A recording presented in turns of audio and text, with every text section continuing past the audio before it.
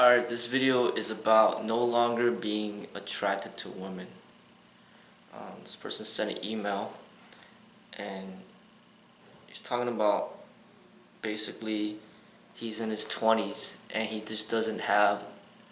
just not sexually attracted to women like the way he used to be.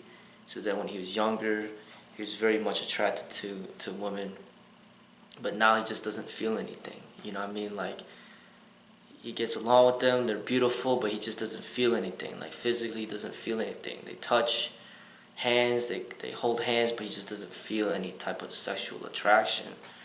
And he's just wondering, like, basically, he's wondering about that, is, what I have to say about that. And I have a lot to say about it because this is a very relevant topic to my life currently and what I'm going through. I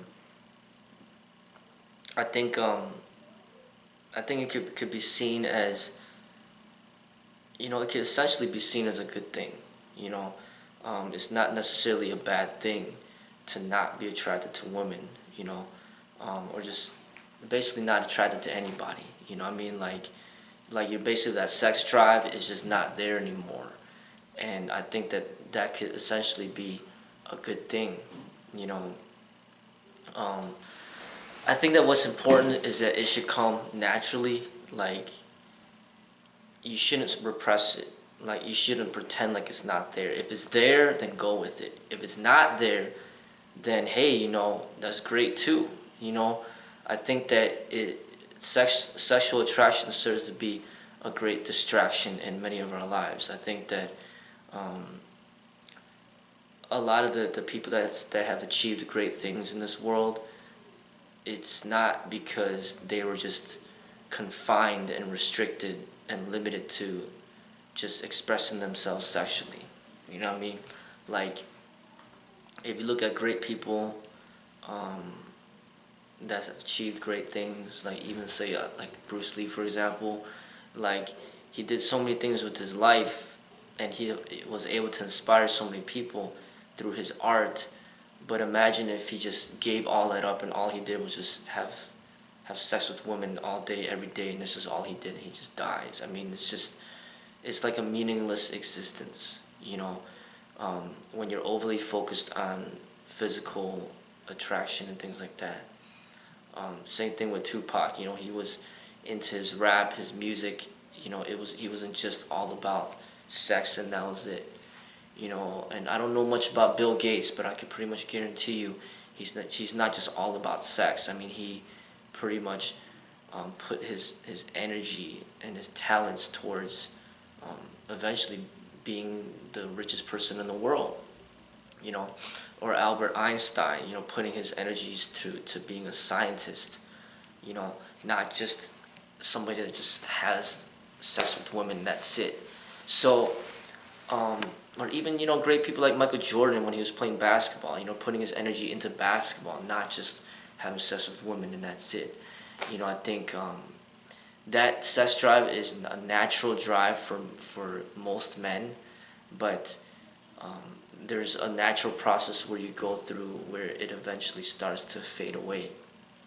And then it almost seems to be like more like a childish expression.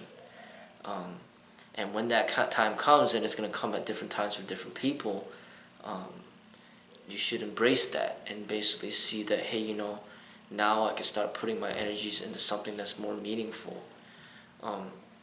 We start off not being sexually attracted to, anybody before puberty, and that's the time of innocence.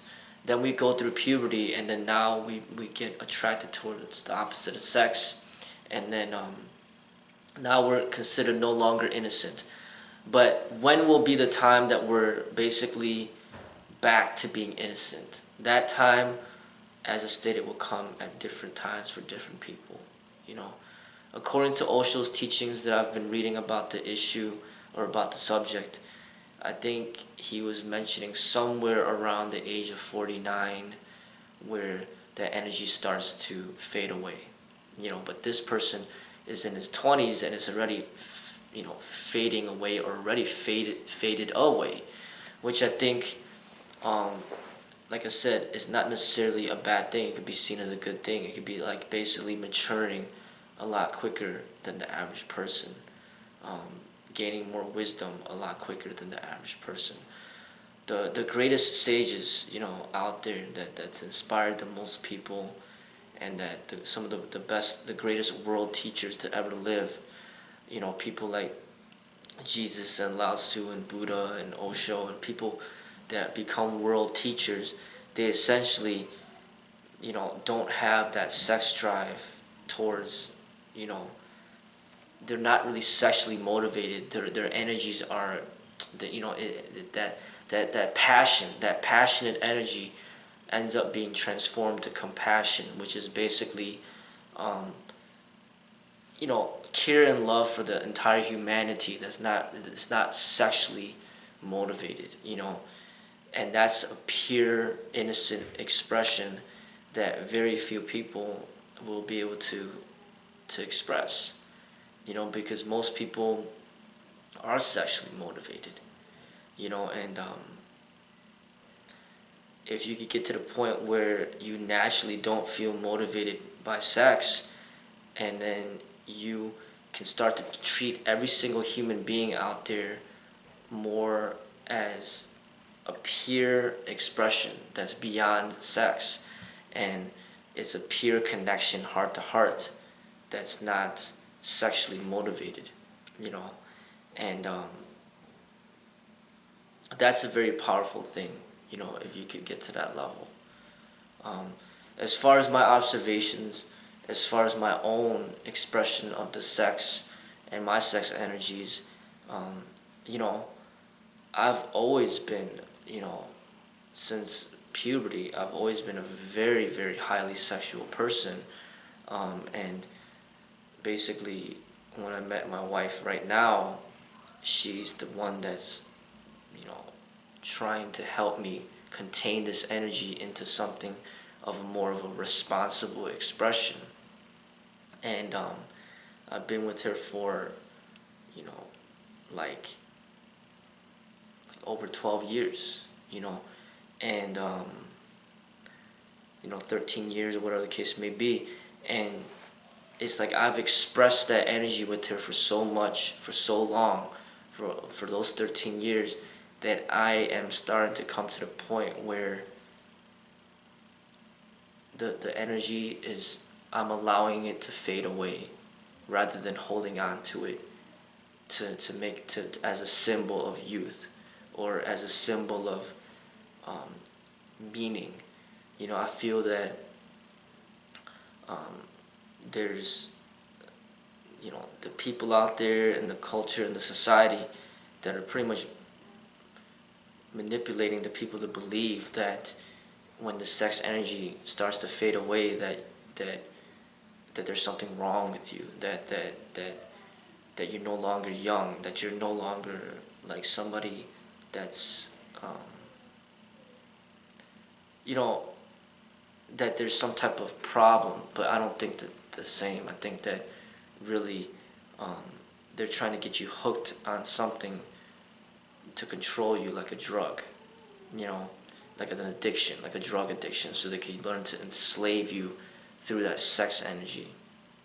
But I feel that if you learn to master the sex energy and no longer have it control you, but to have you in control of it, then you will be a master of yourself, and you will take yourself to a higher level spiritually, and you'll be able to accomplish great things beyond something that's just so, in a way, animalistic.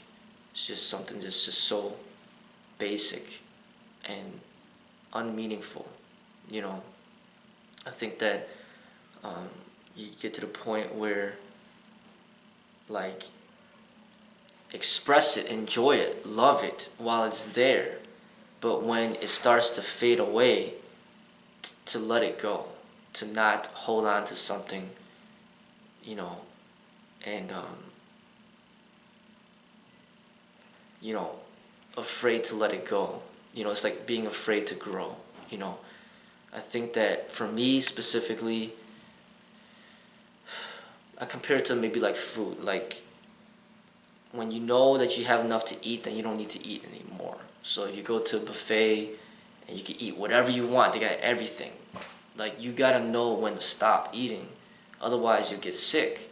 So I feel it's the same thing with sex. Like if you go too much with it and you just overdo it, then it could drain your spiritual energy.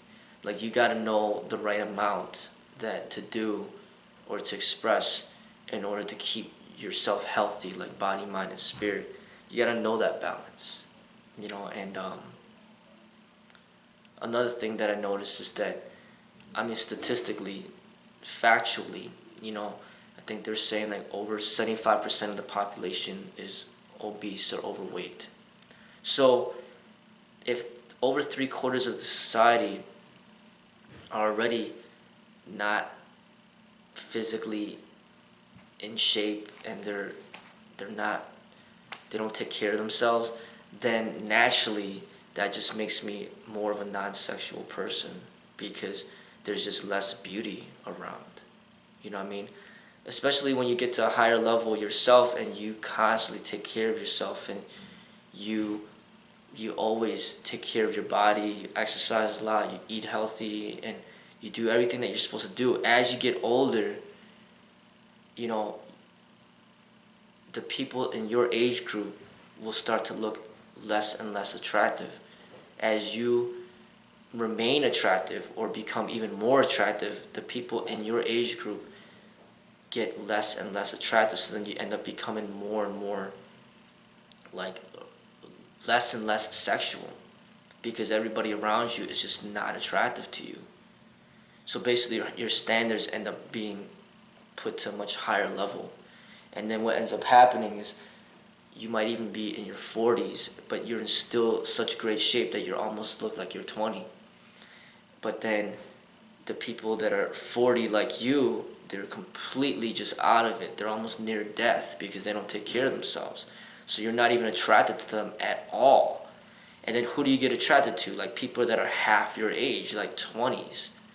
And then these people, the only reason why they're attractive is because of their youth, because they're young, not because they're putting in hard work to maintain their beauty, but they're only beautiful and attractive because of their youth. But that too will pass, you know. And when you're in 40s and your 50s, when you're in your 40s and your 50s, and then you're trying to date people in their 20s, it just it doesn't make you look good. You know, it's not socially accepted. It's just something that's not. People do not see that as a virtue. They look at you like, oh, you know, that there's something wrong with you. That, hey, you know, that you're like, you know, taking advantage of a younger person. But it's not so much of taking advantage of anybody. It's just a matter of physical attraction. You put your standards at a much higher level that very few people can meet. Say you're 50 years old, but then you take care of yourself so well that you're still very attractive as if you're like 20 or 30.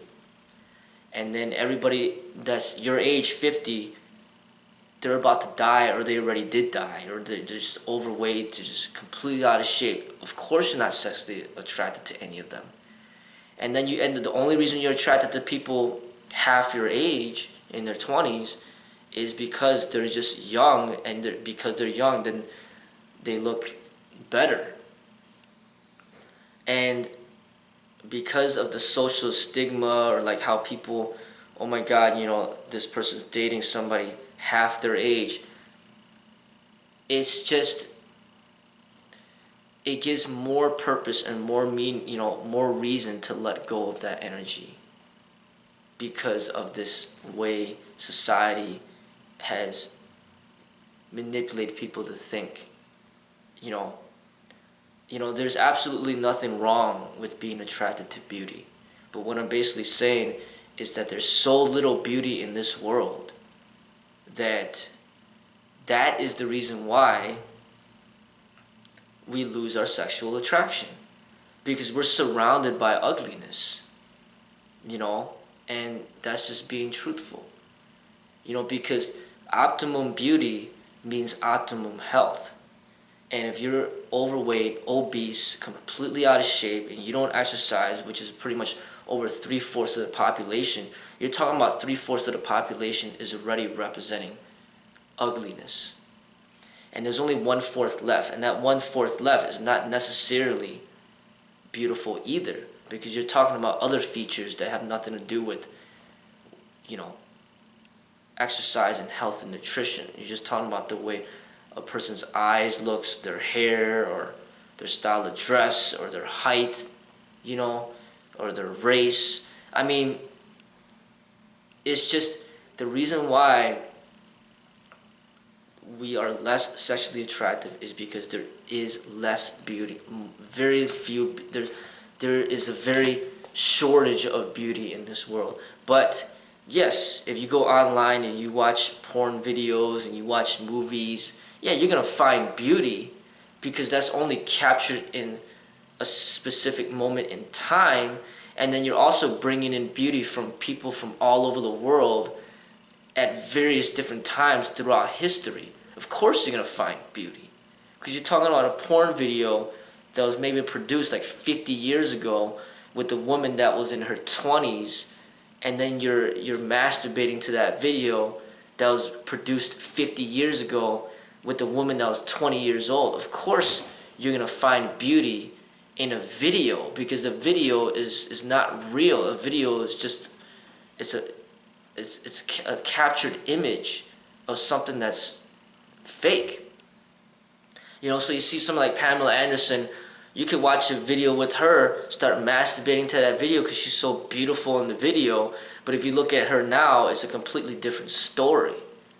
Or you're masturbating to a woman, a porn star 20 years ago when she was like beautiful, but then now she's already dead. So if you're masturbating to the same person now, you'd be standing in front of her grave and then masturbating in a cemetery on her graveyard. I mean, how could you be turned on in a cemetery looking at a gravestone and then get aroused? It doesn't work that way. I mean, physical attraction is just something that happens in the moment, and the person is beautiful, and then you get attracted, and then you want to have sex, but there's so little beauty in this world. That's why men are losing their physical attraction towards women, because there's so few women that are actually attractive. And another thing is, these media, like the videos, the magazines, the photos, are setting up a visual representation of beauty that is so close to perfection that it's almost unattainable. But that's what the men expect, and that's what they want, and that's what they want to be attracted to. And then their standards are just so high that very few people can meet those standards. So you got a man who might be out of shape himself, completely unfit, but he's attracted to a level 10 rating supermodel, and that's all he'll accept. And if he doesn't find that, then he wants nothing to do with women. But there's so very few women that can reach to that level of physical representation of that beauty. And even if they do reach that level of the physical representation of that beauty, it's only going to last for so long. It's not going to last that long. I mean, they'll be lucky if it lasts 10 years. A woman would be lucky to be able to represent the optimum level of beauty from the age of 20 to 30, according to the societal standards of what we find in the magazines and the porn websites and things like that. Like people, for example, talking about Kim Kardashian being one of the most beautiful women, but that's only going to last for so long. And who can meet up to those standards? Very few people. And another thing is just the manipulation of physical appearance through science, with like butt implants, breast implants, cosmetic surgeries, liposuction, all an immense amount of makeup.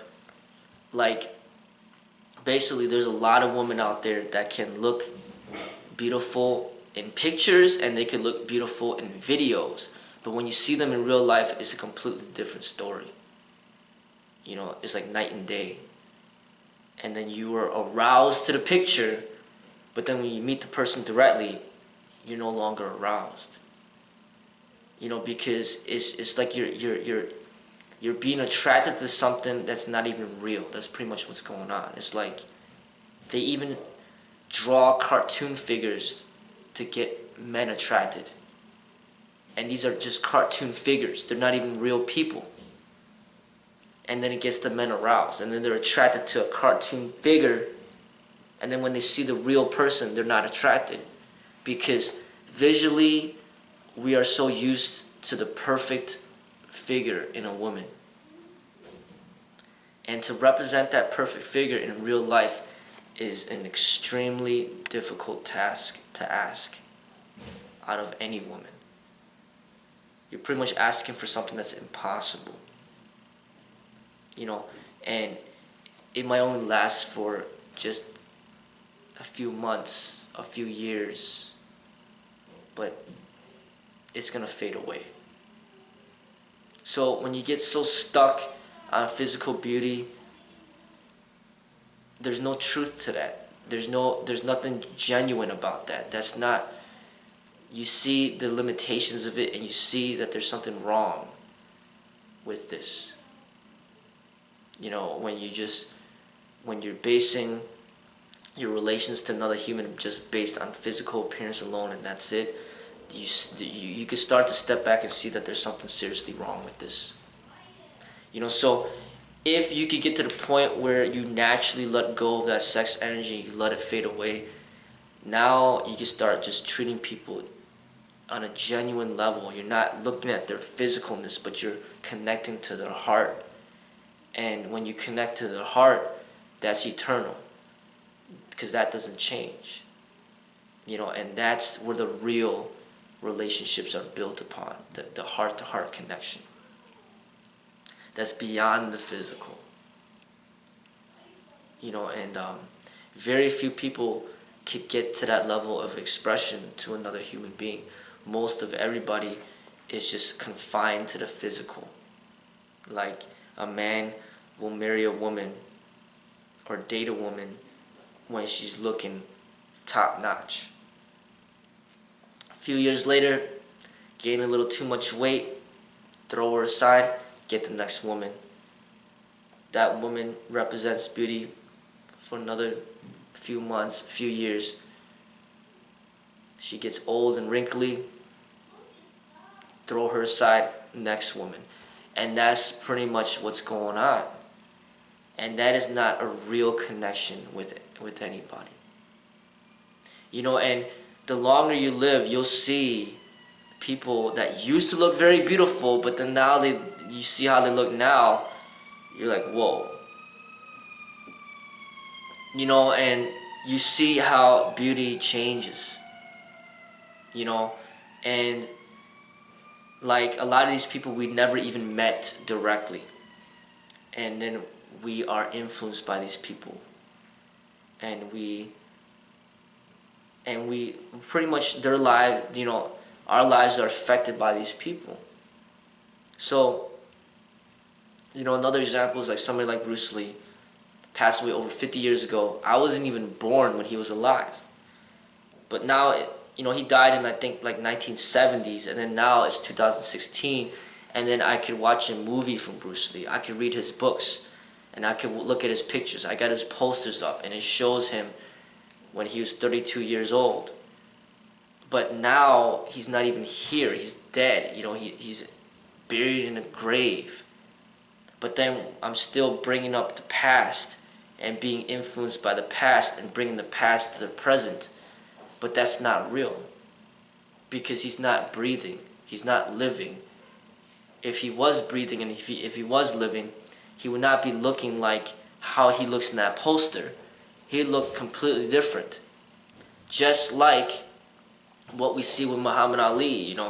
We watch those back in the day when he's boxing, very young and charismatic, but then now you look at him now. It's Muhammad Ali, but the physical difference is completely drastic. Same thing with Michael Jordan from then until now. Mike Tyson from then until now. And it's the same thing with the woman. You'll see like Angelina Jolie from then until now. Jennifer Aniston from then until now. Brad Pitt from then until now. Leonardo DiCaprio from the Titanic, young him, to now, the Revenant, older version of him. You see how everybody's going through all these changes and their physical appearance. You might have been attracted to somebody back then because of the physical beauty, but then as they get older, you're no longer attracted to that. I mean, even if you go into porn websites, you never really find porn with older people. You don't see porn, you don't see people masturbating to porn with two 90-year-olds having sex, two 80-year-olds having sex. No. Everything that you find in the porn industry is like 18-year-olds, 19-year-olds, 20-year-olds. You're looking at fresh, young people in the industry, and you are manipulated to only be sexually aroused by that. Anything other than that is not going to be an arousal for you, because your brain has been wired to think that way. And so when anybody gets older, 40s, 50s, 60s, 70s, 80s, you're not going to be sexually aroused because they're not representing the beauty of what you're used to, of what you're visually used to. Sex is a very interesting energy to understand. If you close your eyes and you just close your eyes and then you went into a massage parlor and you not just close your eyes, but you're blindfolded, and then it smells nice in there, and then somebody puts their hands on you, and then they are giving you a good, nice massage, it makes your whole body feel good. Now, does it matter if it's a man or woman doing it? Does it matter if she's short or tall? Does it matter if she has blonde hair or black hair or brown hair? Does it matter if she has blue eyes, green eyes, or whatever eyes? Does it matter if she's athletic or overweight? Like, your visual has so much control of what you deem as beauty that it's a very interesting experiment to see, how your life would be if you just close your eyes and you don't focus on the visual anymore. So it's like our lives are so much dominated by our sight that we forget to learn to appreciate all the other senses that we have that are just as important. And when you get to a higher level spiritually and you do not allow this visual sense to dominate your life, you can start to see so much more beauty in this world because you're not just focused on just one thing. So when you meet a woman, it's not just about, how beautiful she looks visually, but you're more aware and attuned to other things that are very important to you as well. That have nothing to do with how she looks. And that's when you can start to treat human beings on a more heart-to-heart level. And as I stated, that's a very rare thing. It's very rare to encounter anybody out there that's not sexually motivated. because most of everybody is sexually motivated. But if that energy starts to fade away on its own and you start to treat people as who they are from deep within, and you look beyond the physical, then that is something very powerful. Then you could be like a great teacher, a great leader, a great person, a great human being that is not just the average person out there whom is a slave to his sex drive. You're no longer a slave to your sex drive because you let it go, and you're not holding on to something that where you're putting too much value into something that is not of much relevance in your life at this moment. You know, not everybody is meant to have a family, you know, to have kids. You know, we're put in this earth for different reasons. You know, and some of the greatest artists, the greatest teachers, the greatest sages, a lot of them, they're not caught up in the basic family life. They've gone beyond that. You know, Jesus didn't just have one child that he just taught. He was a father to humanity. Same thing with Osho and Buddha.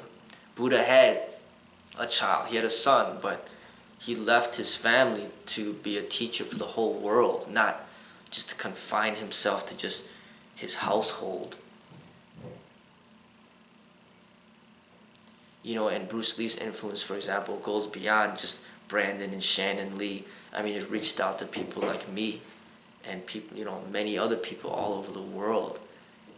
Not just during the time he was living, but also even after his death, his teachings still reach out to the people out there.